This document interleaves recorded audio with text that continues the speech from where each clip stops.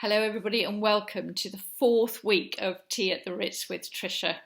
We're back in this beautiful room, all chatting amongst ourselves, probably about Easter and the kind of Easter that we've had, which may not have lived up to the expectations that you would have liked, in that you were missing the hugs and the cuddles and the time that you would have spent with your friends and your family, having a nice weekend in the sunshine, as it was certainly down here in the south. So I'm sorry that you perhaps didn't have the Easter that you hoped to have. And I don't know whether you were able to console yourself. I'm a great believer in finding consolation in the situation that we're in at the moment. And I did so on Sunday morning when I listened to a very moving programme on the radio about the Beirut Hostages, 3 men, Terry Waite, Brian Keenan and John McCarthy, who were held in the early 90s for 4 years under really, really challenging circumstances. And when they were let out, Brian Keenan said of his cellmate, John McCarthy, somebody who in normal life he probably wouldn't have had very much to do with, he said of him something very moving. Being held hostage is the humiliating stripping away of every sense and fibre of body, mind and spirit. But he, John McCarthy, is a man, a rare and unique and beautiful creation of which these things are no part. Now, I don't know about you, but I find that incredibly moving. And the way that I consoled myself at the weekend when I couldn't have the time that I wanted with my family was to say to myself, but at least you're not chained to a radiator. At least you have choice over the food that you're eating, and you can also go outside into the sunshine and sit in the garden or walk around the local park that I have. At least you are safe, and although this virus is holding you hostage in your house, you are able to exercise an awful lot of control over what is happening to you. And it did make me feel better, and I hope that it makes you feel better as well. This is not ideal. We're not enjoying this particularly, but we are getting through it. It will end, and it is not completely unbearable. At least it isn't for me, and I hope it isn't for you either. So what are we going to talk about this week? Well, I thought we'd talk about style, various aspects of that, and style in the older woman, really, and why that might be a particularly good subject for us. I think it is because style is something that we can very definitely embrace as we get older. Leave all the concerns about fashion and the latest trends and all that kind of thing to the young ones. Let us, as older women who know ourselves well and know what we like to project to the outside world in our self-presentation, let us embrace this subject of style and think about what that is and how it affects us. So let's first of all think about the difference between style and fashion. Well, to start with, style is personal. This is how you want to, as I said, project yourself to the outside world, whereas fashion is very much the designer's vision of how you should look. Style is ageless rather than ageist. When I first started to engage with the beauty and fashion industries 6 years or so ago, I was absolutely appalled at how ageist both of those areas are. Fashion brands and most makeup brands as well do not want to show their products on an older face because they feel that it taints their brand. They feel that younger people are going to look at it and say, well, if they're wearing it, those old fogies are wearing it, I don't want to wear it.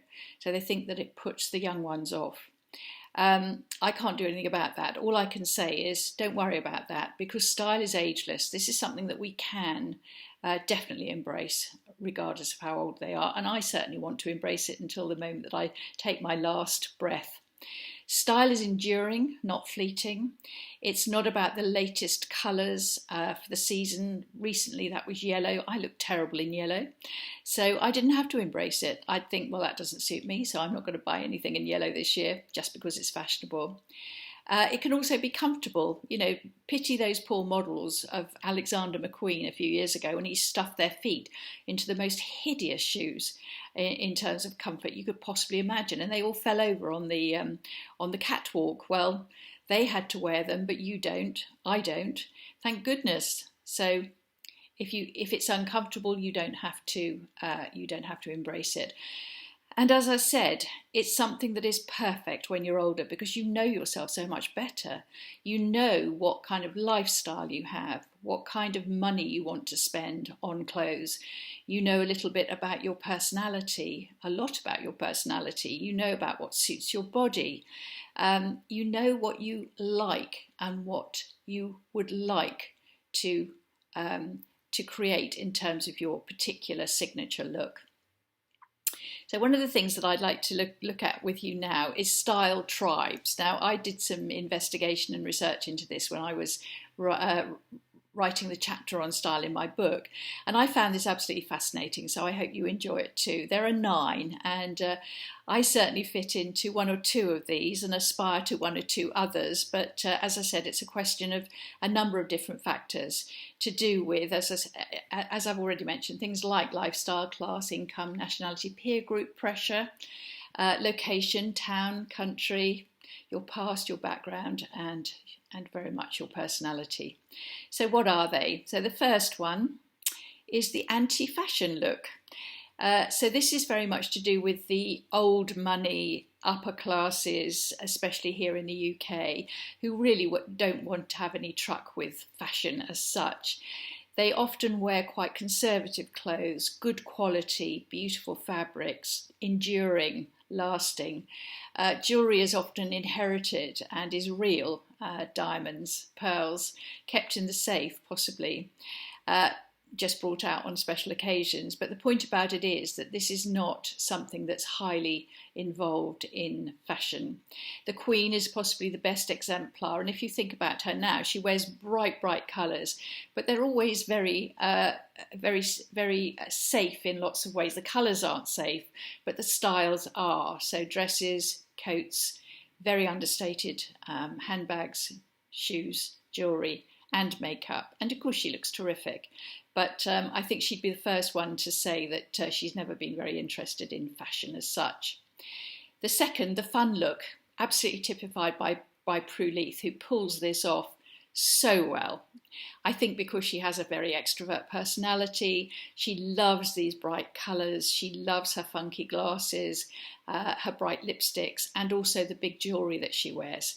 So that's a terrific look if you have that kind of extrovert personality and you love the idea of very vivid sort of look at me colours.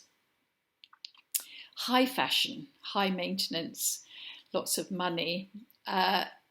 Anna Wintour, editor of Vogue, perfect example of that. Very groomed, you know, she always looks as though she's just had her hair blow dried to perfection, and probably has. Perfect nails, goes to the salon quite frequently. So it's a high maintenance, quite high cost look. And of course, if you are very moneyed, you are going to indulge in the latest bag, shoes, and they're going to be from high-end designers. What we can learn from that, look, that grooming is always good. So, you know, always having your nails nicely groomed and your shoes looking immaculate. That's never a bad look. Fourth, bohemian and arty. So perhaps you're in some kind of area of work which is to do with something arty, like the women at the V&A. I don't know whether you've been following this television programme, it's been fascinating. So these women are, they're restorers, curators, and they are working behind the scenes with these beautiful objects, and they have quite a distinctive look. I've been fascinated watching these programmes. These are often older women, and they might not have any makeup on at all, and they might wear quite dark colours like black or grey, but they usually have some element of their dress that's unusual or different, like a very, very big, bold, quite dramatic necklace, or they might have very bright frames on their glasses, or they might have brightly coloured tights with a black dress.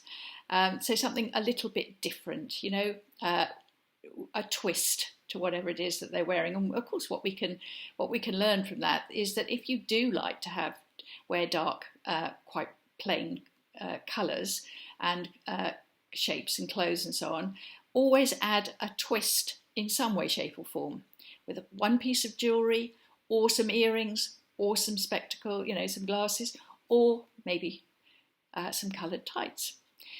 The English countrywoman look, typified absolutely by somebody like Jilly Cooper or the Duchess of Cornwall, dogs, horses, mud, dark green hunter wellies, all that kind of thing. So clothes for them are going to be about comfort and practicality, the sort of thing that keeps out the rain, keeps out the mud.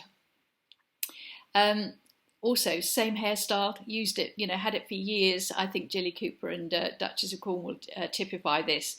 They found a hairstyle that works for their hair and they have it done for 50 years in the same way. But it is practical and it works for them. So we can learn from the English countrywoman style that sometimes practicality is important and good. I literally don't own a pair of wellies, but I live in London, so that's my excuse. 6 is the rock chick. Now, this might be somebody who has literally reinvented herself as she's got older. So she's got to 60, 65. She's worn business clothes all her life and she suddenly gets a tattoo and dyes her hair pink and throws over the traces a little bit. And perhaps she embraces leather and studs and Doc Martens and anything and everything to come across as a bit rock chicky. It's like, I'm not too old to rock this look. And that's how I want to present myself. What can we learn from that? Well, reinvention is good at any age. Then number 7, the businesswoman. Quite sensible, quite staid, a little bit boring. We're thinking of Nicola Sturgeon in her very safe dresses and jackets. Theresa May, but she always found a little bit of a twist to her businesswoman, very serious, or politician, serious, authoritative look. She would add a big chunky necklace always, and she would also often introduce a little twist, perhaps in colour, or use it, or wear a designer like Vivienne Westwood. I know she had a Vivienne Westwood trouser suit in a tartan plaid, which was quite unusual, but still looked appropriate for her serious politician portrayal of herself, if you like. So what can we learn from that? That sometimes clothes are needed to signal authority, and we can think about when that might be appropriate. Number 8, seriously cool. This is older women who look just so darned amazingly well, cool is the best way that I can describe it. So who do I mean by that? There's a couple of Americans that spring to mind. Linda Roden is one, and the other one is a woman called Lynn Slater. You might look up her blog. It's called The Accidental Icon. She wears a lot of Japanese designers, and she's a university lecturer, and apparently all her students were constantly saying to her, wow, you look amazing. You're so iconic in the way that you look. She often wears black, but she'll wear black and white, really big, bold earrings, and she's got the most amazingly, beautifully cut white hair. So that's the seriously cool look. And finally, French chic. Somebody like Catherine Deneuve, a real Parisienne. She's got, that there'll be a waft of wonderful perfume as she walks by. She may have a little dog on a lead. She's often got luxuriant hair. She's still sexy. She still sees herself as sexy. And you absolutely know that underneath that whatever she's wearing that's likely to look very chic, she's wearing beautiful underwear that's matching and stunning, so that she looks as good when she starts to take her clothes off anyway, as she does fully dressed. She's not dragged on underneath her clothes some horrible grey old stuff that has seen better days. Note to self, Tricia. So there you go, 9 looks. I've looked most of my life like the serious businesswoman. Not very exciting, but it has suited my lifestyle. I think it has suited to a certain extent my personality. As I've got older, I've embraced certain things better, more. Colour, for a start. I'm not quite as wild as Prue Leith, although I'm better now at wearing brighter colours. I've certainly embraced some more interesting accessories. I would say that my signature look is always to wear what I hope is an interesting pair of earrings. I'm sticking now with the same hairdo, which I like. I think it suits me, my face, my hair. And I also feel that it is me. It's an expression of who I am. So I'm trying to adjust my looks to various other looks. My absolute, oh gosh, how I would really love to look would be French chic. But I was born the wrong side of the channel. And whilst I might aspire to that, I know I'll never achieve it because I haven't got that je ne sais quoi that the French women have. But too bad. I am who I am. I'm pretty happy with that now, and I'm fairly secure in the style that I've chosen. So, your thoughts, very welcome, either underneath this video here on YouTube or on the Super Troopers page. Tomorrow I'll talk a little bit about shape, body shape and style. And I do hope you enjoyed that. And thank you very much again for watching. And I will look forward to seeing you again tomorrow. And if you're feeling down, don't forget our motto is KBO. See you tomorrow. Bye-bye.